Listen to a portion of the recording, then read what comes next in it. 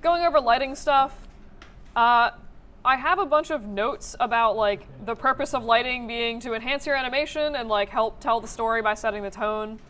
You can also use it to like draw focus to a character's expression or movement. And the only thing is like it shouldn't detract from the main animation. It should enhance it, or at least again not make it worse. So I have like a bunch of different random scenes of sort of different types of lighting, most of which are from How to Train Your Dragon because it's an amazing movie. We're not going to watch all these. I just like want to point out like one or two sort of My village. things, I guess, about each one. In a word, sturdy. And it's been here for 7 generations, but every single building is you're new. probably familiar with this movie. Is there We have anything you guys think fishing, is really hunting, cool about, like, the and a lighting charming of view of the intro, or, like, sunsets. you feel like how it The affects the only mood at all? problems are the pests. You see, most places have mice or mosquitoes. We have dragons. Most people would leave. Not us. We're Vikings. We have stubbornness issues. My name's Hiccup. Great name, I know, but it's not the worst. Parents believe a hideous name will frighten off gnomes and trolls. Like our charming Viking demeanor wouldn't do that. Morning! Part of the reason they wanted to make this is to play What are you doing here? Get inside! they do a lot of stuff with like silhouettes, where it's like What is he doing out again? What are you doing like out? that Get dragon inside! spewed a giant bright light That's behind Hiccup. Stoic the So you can Vast, see, even though Hiccup chief was of the mostly tribe. black, you still They say saw that when he his was a silhouette, baby, like, he all popped a his dragon's head muscles clean off of its shoulders. Do I believe it? So in this case, it's Yes, not. I do. think they're What have we using got? lighting in a really Grunkles, pretty Nutters, effective way Zibblebacks, to sort of oh, and Horks saw convey, monstrous like, sniping. dark themes, but also Any night furies? using it None really so far. effectively Good. to sort of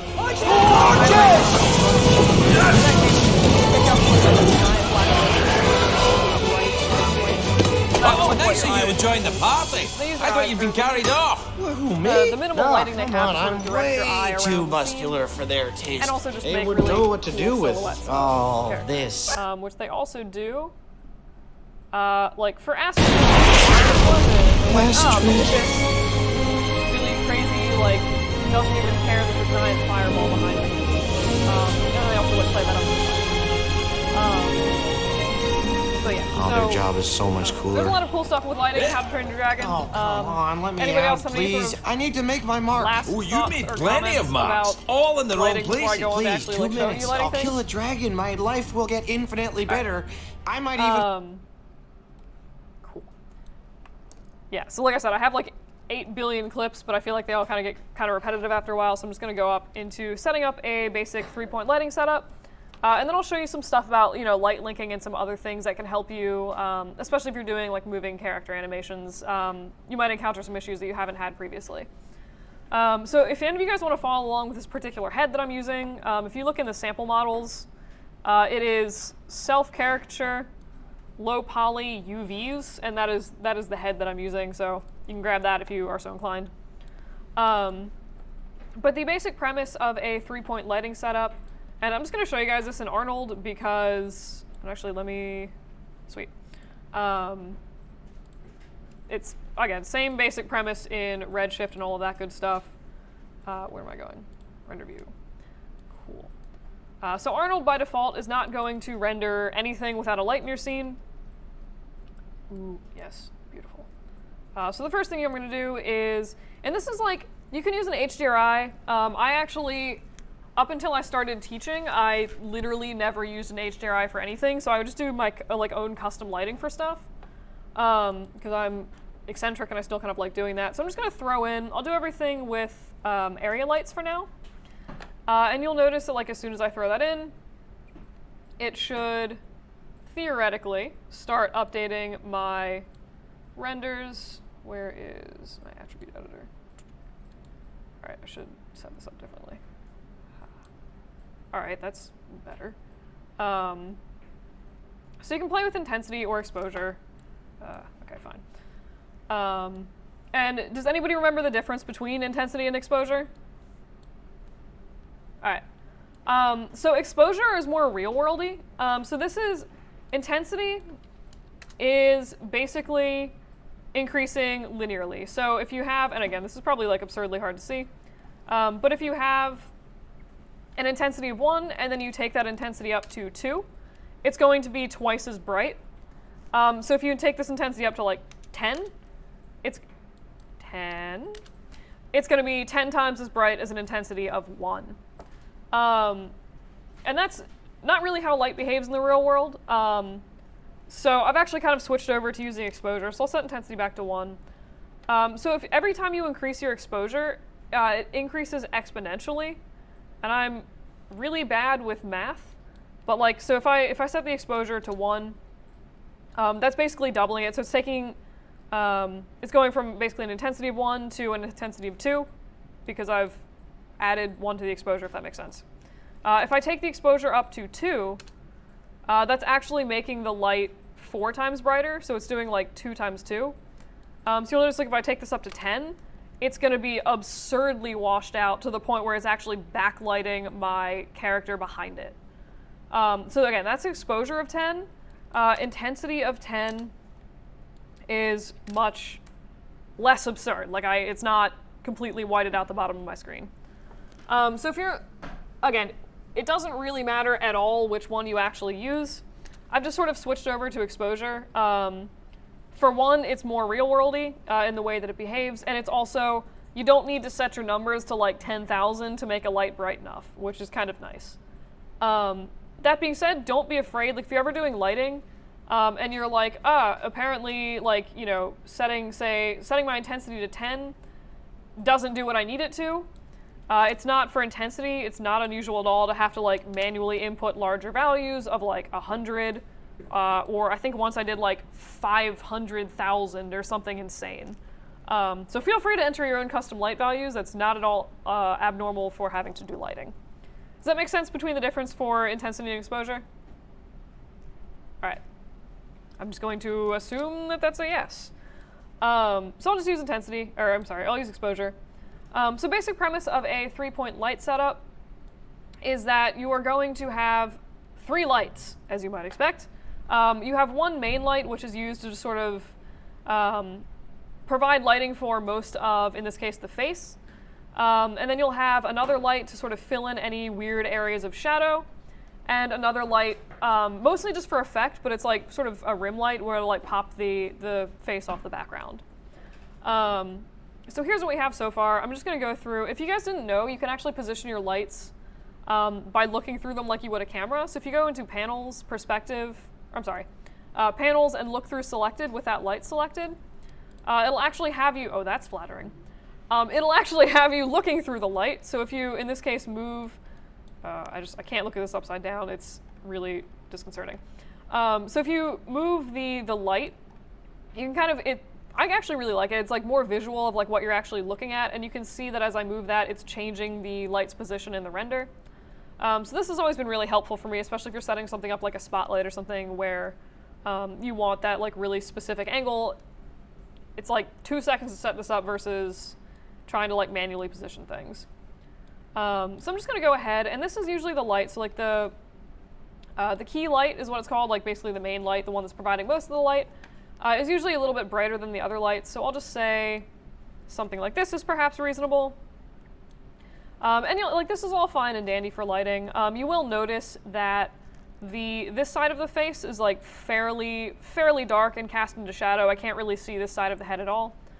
So that's where you would usually end up adding a fill light to sort of compensate for that. Every once in a while, I feel like there's certain lighting styles, like Chiaroscuro a lot of times will sort of go through and like ignore that second light. But I'm just going to go ahead and like show you guys how to add the rest of that stuff in. So I'll throw in another area light. And again, I'll just do panels, look through selected, so that I am now staring through that light. So the other thing that I usually do for lighting, because once I have one light in, I can absolutely never tell what I'm looking at for the second light. I'm going to turn this one bright blue so I can see what's happening. And it just makes it, again, for me, a little bit easier to differentiate like what exactly I'm looking at and like where exactly this light is affecting things. So you can see I'm just sort of going up. Exposure of 5 is nowhere near enough. If I do 7, haha. So you can set this up kind of however you need, whatever you think is reasonable, to sort of still show off your object in a pleasing way. I'm just going to say that's like halfway decent. So you should also note that I guess depending on how you set up the color of the light, like if I switch this back to white, it's probably going to look completely different in intensity.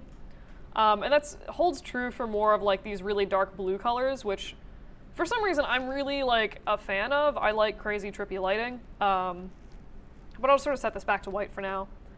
So this is like the basic sort of setup for a light without that third light.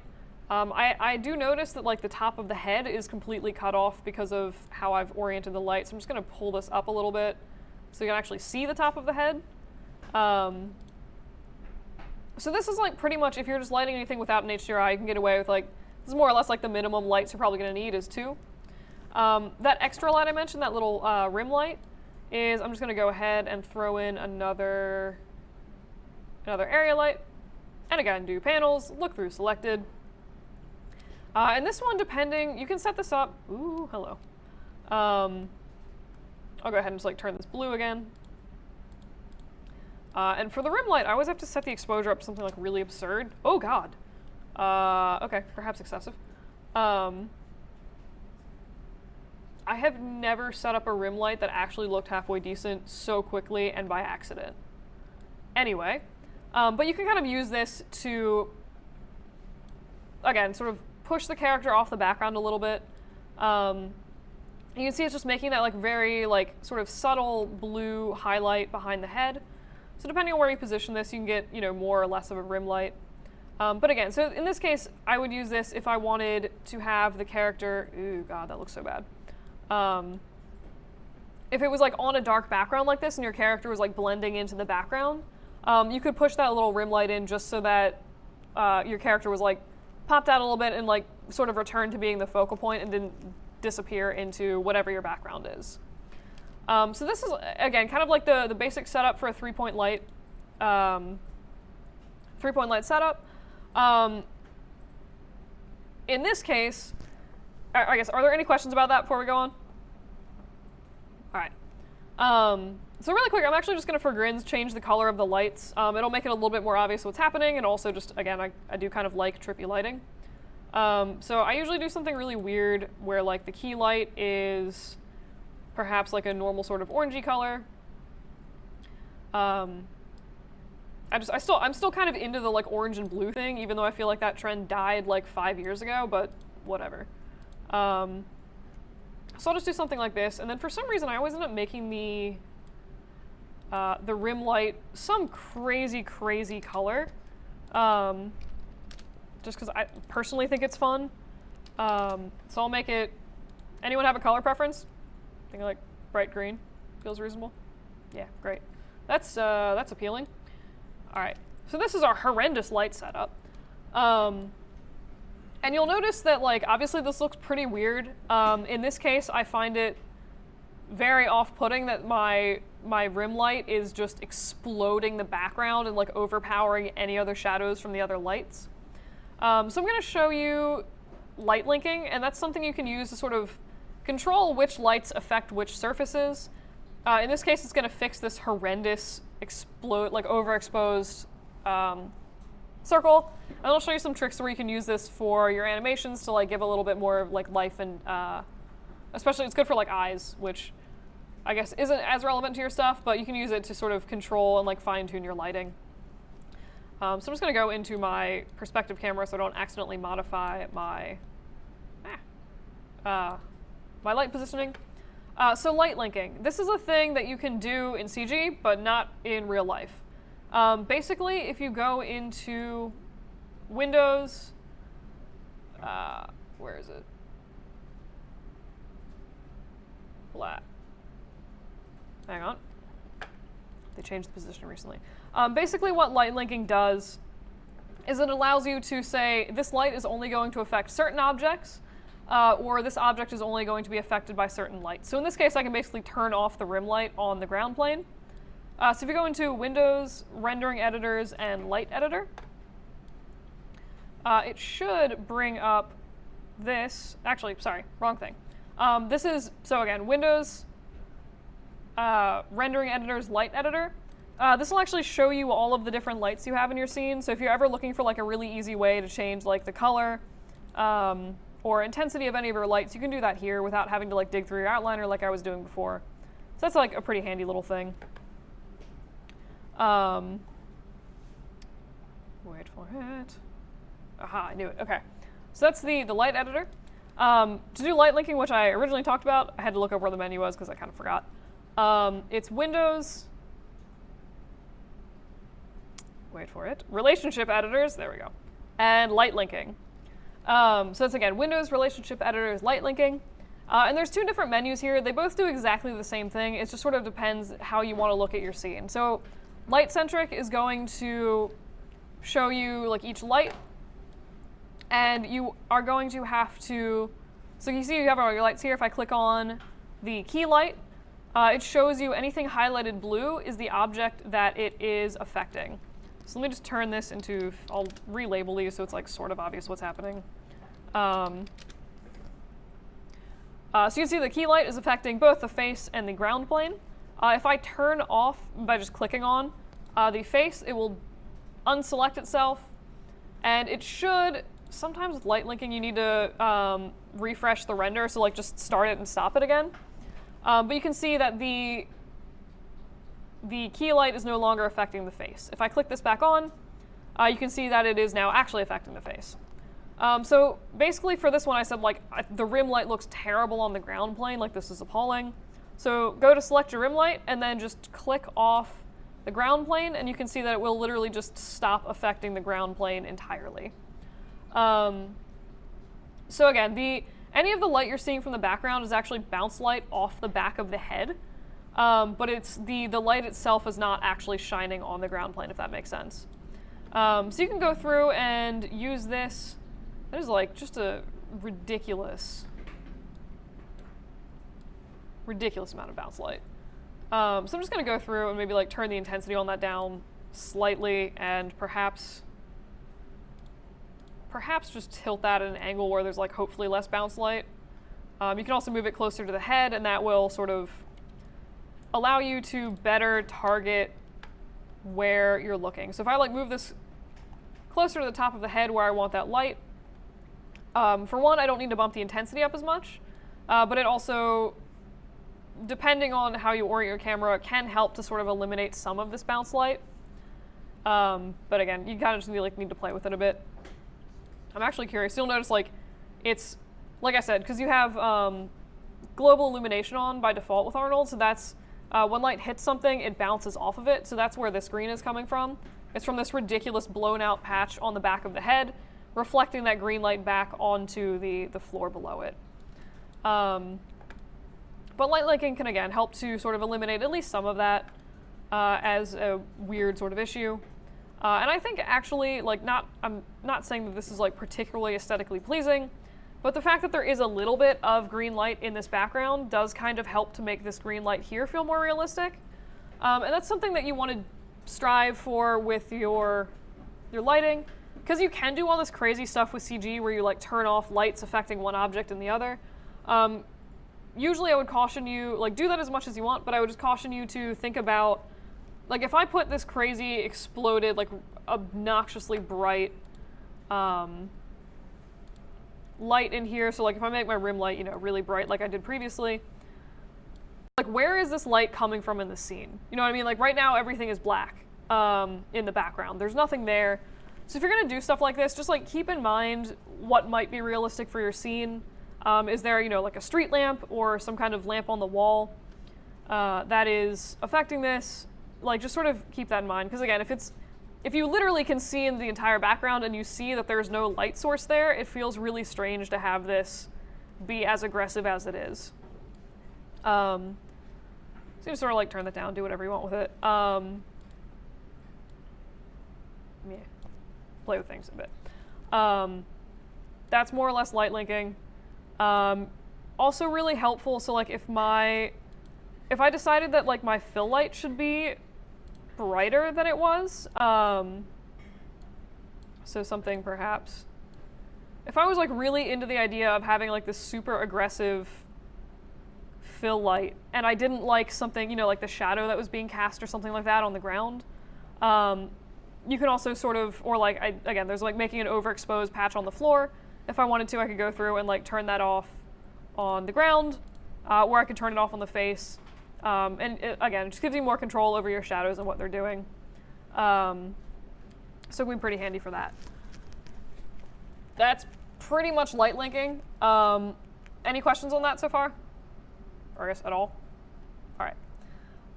So that was really quick, that was the light-centric menu. If you go into object-centric, it's just a different way of selecting things. So you'll see like the face and the ground, like all your meshes are on the left now. So if you want to affect the lights for a specific object, you just click on the face and it gives you all the lights that are in your scene or affecting it. So you can check off, like turn off the rim light, turn off the fill light from there. It's just different ways of doing things. They do exactly the same thing. Sometimes it's just easier to click on one or the other. So that's pretty much light linking.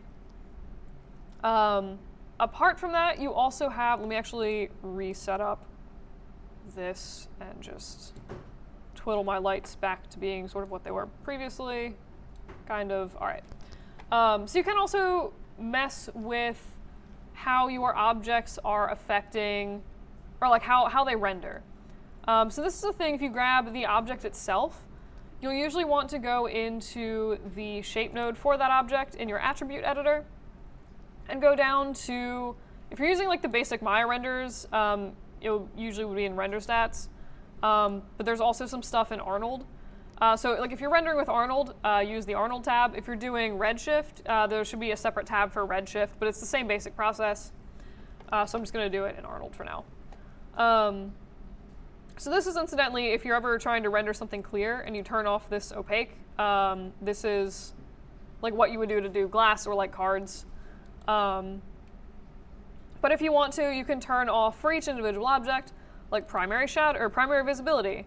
So you can see that the object itself isn't rendering, which is super weird, but all the shadows and any other effects from the object are rendering. So like if there was something reflective in the scene, the object would render in the reflection of that object. The object itself just isn't going to render.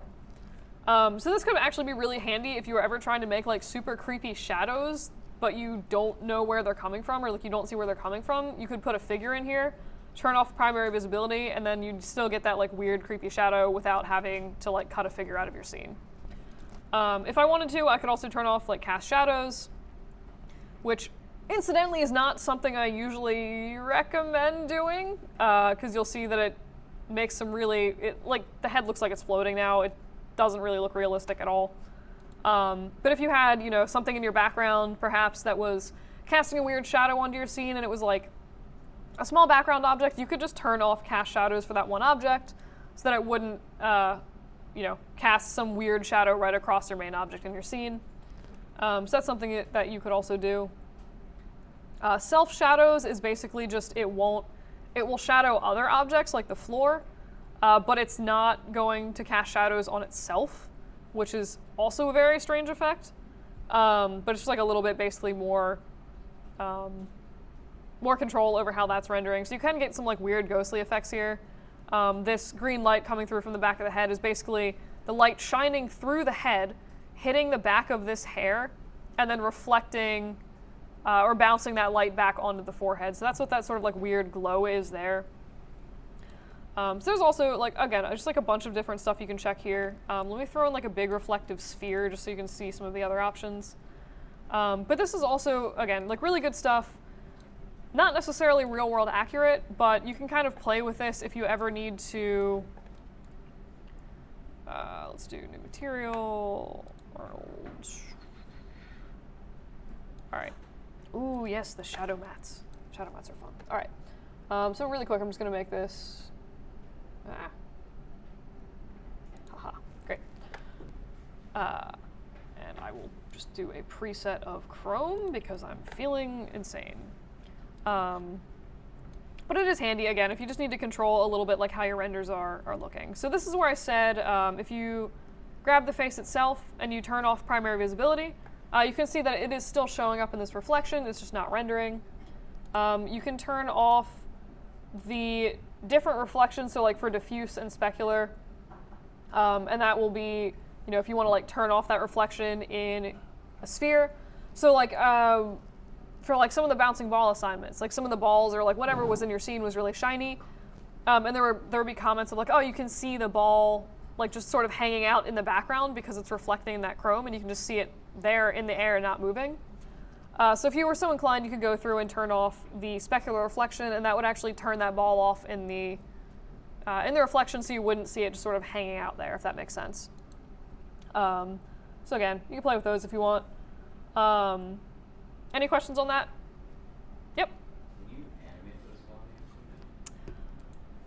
values? You can, apparently. Honestly, I've never tried to. But apparently if you right-click on it, you can actually keyframe this. And it's just going to be a nightmare to actually find the values for that. So yeah, so at frame 11, theoretically, we have... key diffuse, that was stupid. Haha. But yeah, so you can key those values. It would be nice if there was like a more than an on-off switch, but yeah, if you right-click it, you should be able to key them. And then I think if you wanted to find those keys, you would just go into your rendering. You would go into the graph editor, and then yeah, so you'll see here. Then you can find, because like the keys don't show up on these actual layers, but they do show up here. So if you need to modify them, you'd have to go into your graph editor, and then you would be able to modify or delete those keys as necessary. Any other questions? Cool. And I'm actually just curious what happens if I set this to like a value of 0.2. Okay, interesting. Maya handles like true or false values differently. And apparently this one just doesn't care what the actual value is. Weird. All right, so that's basically that. Other things I just like want to go over really quick. So this isn't. I assume you guys all know how to use HDRIs by now, so I'm not really going to go over that. One thing that is kind of cool though, and this is like if you're using an HDRI and you're trying to like place an image on top of it, you can do so. Like imagine that I had. Let me actually just like make a giant sphere. Great. My sketchy sphere. I will reverse this, and I'm just going to throw a crappy texture onto the sphere. Nothing particularly fancy. I'd be really lazy and just use a Lambert. For your stuff, you should not be using Lamberts. Fine, it's here. No, layer shader.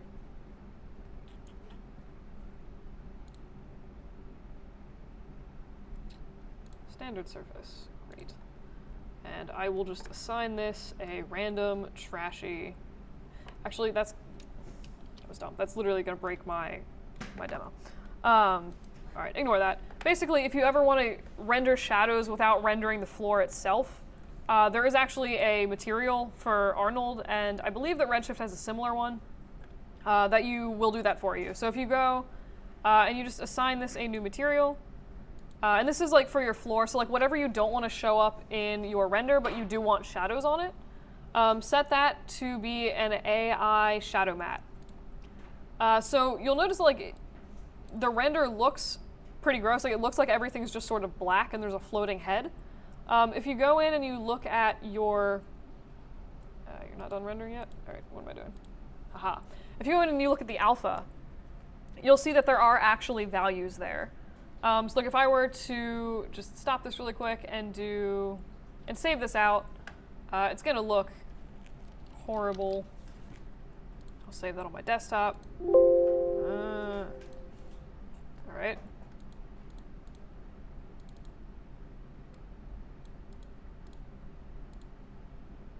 Weird. So theoretically, hopefully, there'll be an image on my desktop. Or not. Is this the wrong desktop? It is. Hooray.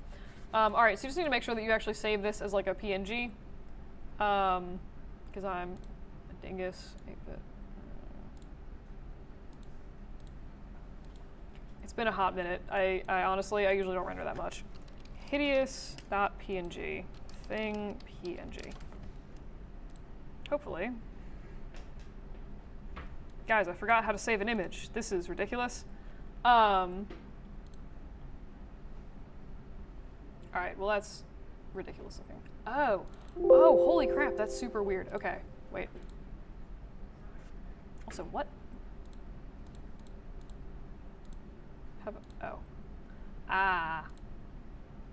Alright, hang on.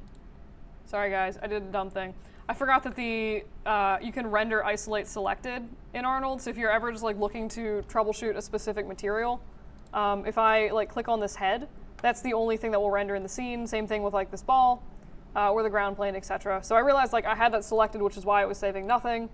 So I turned that off. Then I should hopefully be able to actually save an image, like a real person. Thing PNG. Yes, please do replace that. Where is it saving these images? What? Oh my god, okay. It's in the default My folder. Alright,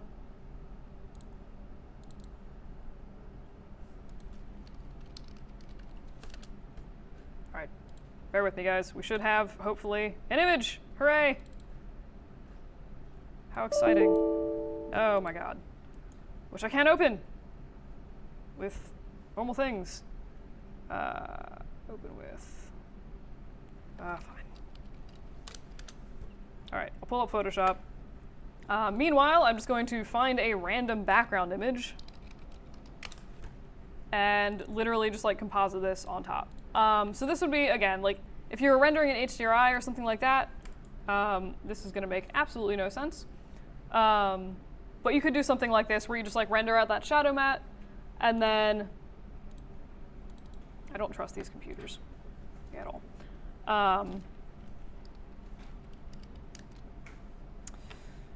I have to log in with my Drexel email to open Photoshop.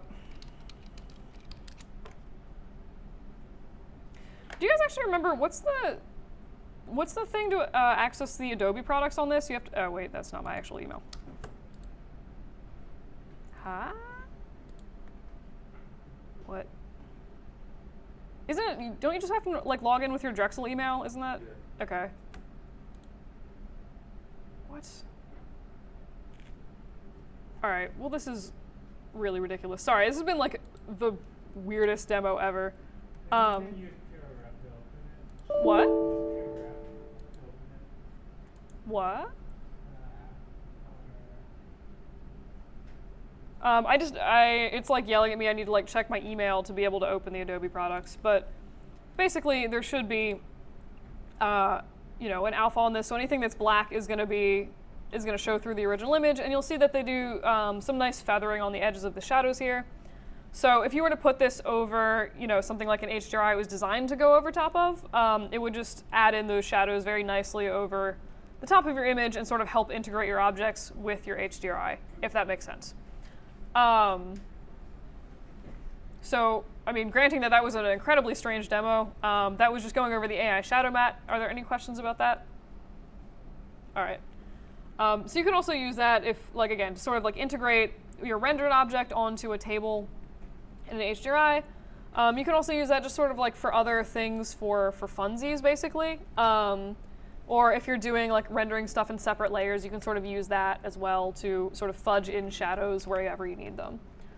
Other things to be aware of that exist are, and I usually recommend doing these because they're really nice, is to do a, where is it? I'm just curious to see what the toon shader does, and apparently not much unless you edit it. All right, I was intrigued. But there's also the ambient occlusion render settings, which I would usually recommend using. So they, for the most part, render fairly fast. There. So AI ambient occlusion. And basically what that's going to do is it's just going to render shadows. It's going to ignore any lights in your scene. So you can do whatever you want with these, and if your material is the AI ambient occlusion, it will just ignore all of that. It's calculating basically distance between objects and either the same object or like other stuff like the ground plane. So you'll notice like what it does really, really well is, ooh, that's awkward. So like right in these like little crevices by the eyes, it gives you this like really nice little dark shadow. It's doing the same thing for like these little hair creases. And it's also, one thing that this is great for is adding that like little teeny shadow right between an object and the surface that it's sitting on. So this is like, again, it usually renders fairly fast. You might, if you're having issues with it, with like noise, need to bump up the samples on the setting a little bit. So like you bump up the samples here. And again, that'll take longer to render, but like it'll give you a less grainy effect. And what you would do is basically just go into something like Nuke or After Effects and render out a pass with all of your ambient occlusion in it. So you just basically render your entire thing in this like weird little white shadowy look. And then just set this to multiply over your original renders. And it's going to go through and like add in all these nice shadows and like just make your renders a little bit punchier. So that's another thing you can do to sort of add another layer of like nice effect to your scene. And if you ever need to fiddle around with this shader, just go into it and you can mess with the spread if you want. Like if I set that to something weird like 4, okay, or not. But you can play with like the fall off. So if you ever needed like, you just wanted those like really, really, really aggressive shadows right there, you could do that as well. You can also play with the sort of other settings in here, which to be honest, a lot of times I don't do because I find them just kind of like awkward. But you can also mess with like the black and the white color. So if you wanted everything to be like a little bit darker, I don't usually recommend doing that, but you can. I also realized like, so here's the actual samples. What I was clicking before was a light. So you can kind of look at stuff like that. You can also check stuff off like self only. So basically what that's going to do is it's only going to do ambient occlusion for individual objects on themselves. So notice like as soon as I check that, that nice shadow between the face and the table went away. The shadowing under the sphere went away. So if I uncheck that, that'll come back. But that's basically ambient occlusion. And again, I'll probably go over to, just like as a reminder, I will come in with some pre-made images and figure out how to open Photoshop earlier on these computers so that I can actually do like a better demo of that. But that's more or less that. So are there any questions on any of that? All right, cool. Let me really quick just double check. I think that was like pretty much all of the like hardcore demos that I had. I just want to mention like 1 or 2 things that you can do. So if you're ever lighting a scene, you'll notice really quickly that like as soon as you start animating objects, they'll walk sort of in and out of the different light sources, which depending on your scene, like if you're going for like dark creepy alleyway with lots of lights overhead, that might make sense where they kind of like go into darkness really for like brief periods of time. If you want them to be, maybe you're doing that like creepy lighting setup I just mentioned and they're falling too much into blackness where you can't see them at all, you can just sort of attach your lights to your character to an extent. So if I just like grouped all my lights together and then parented them under the head, you can move your lights with your person. So it's probably like, I wouldn't necessarily do this with a full setup for 3-point lighting, but because that's super ridiculous. All right, so Lambert 1, play that. But what you can do is just like attach a very, very subtle light onto it. So like, again, like if you move your character or rotate it around, you can see like the lights are following it. If you, again, just want like the character to be a little bit brighter than the background, but you don't want to throw in like 800 lights to do that, just attach like a really, really, really subtle light to that character and it'll just sort of follow them around. And you can just turn it so it doesn't affect anything in the background. And that's kind of, you do that with light linking again, it's kind of where it comes in handy, especially for moving objects. And it will give you that sort of slightly more lit up effect so that your character is actually visible when you want it to be.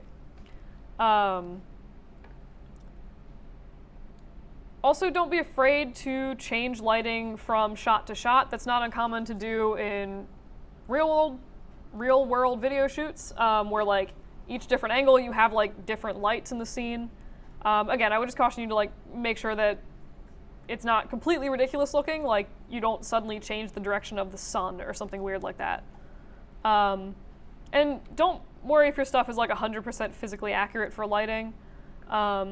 Usually it's good to sort of like start how thinking of lights would work in real life, and then do whatever you need to make them look good or like help sort of sell your scene or achieve whatever aesthetic that you are looking for.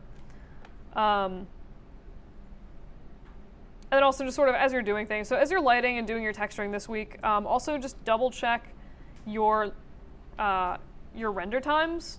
If they're super, super crazy high, you might need to look at either consolidating lights so you have fewer in your scene, or just doing some other things to like kind of manage your render time, because if everything's taking 20 minutes a frame, that's going to obviously be terrible to render out.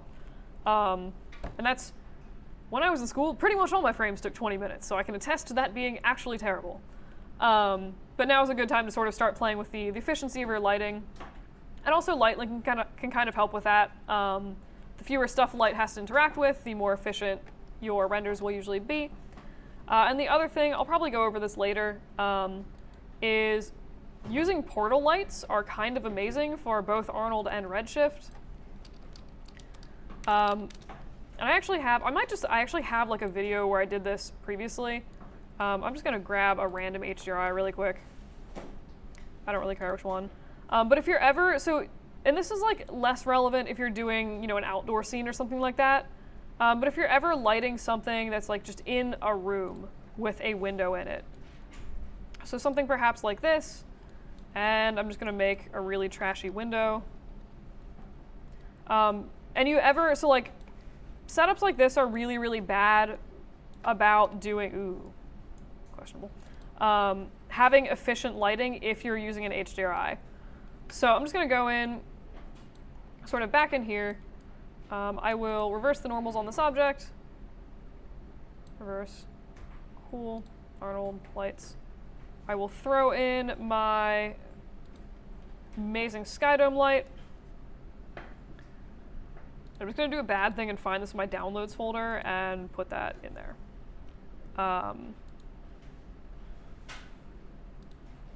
But basically a lot of times, so like if you're, again, doing something like this where you have a portal light, you have a HDRI projecting, and it's only lighting your scene through one little window, it's gonna do two things. One of them is usually jack up your render time very, very aggressively.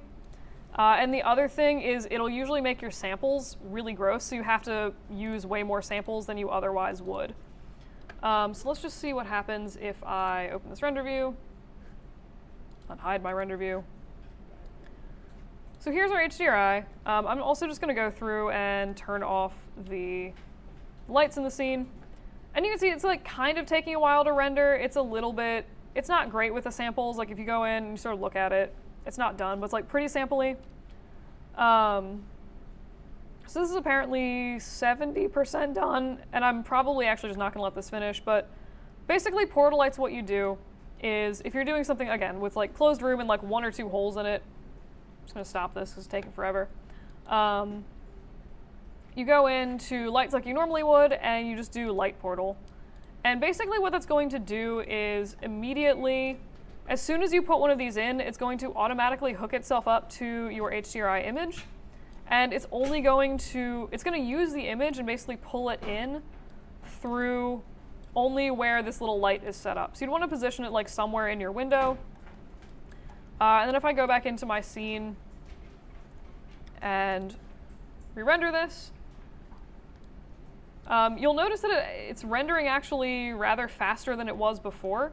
It might be kind of hard to tell, but it's also a little bit less sampley. So if you look at this, like pretty much in the same time, we have slightly fewer samples here.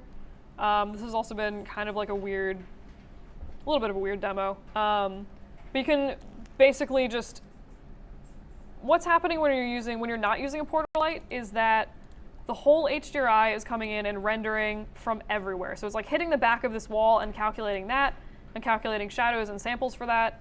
And shadows usually cause a lot of gross sampling issues because they're more computationally intensive than just like shining a light straight on something. There's also like feathering and weird stuff. So that's usually what will cause the additional render times and the sampling issues. So you have longer renders for basically uglier sampling and sample quality. Yep. This is kind of unrelated, but are you that familiar with Redshift?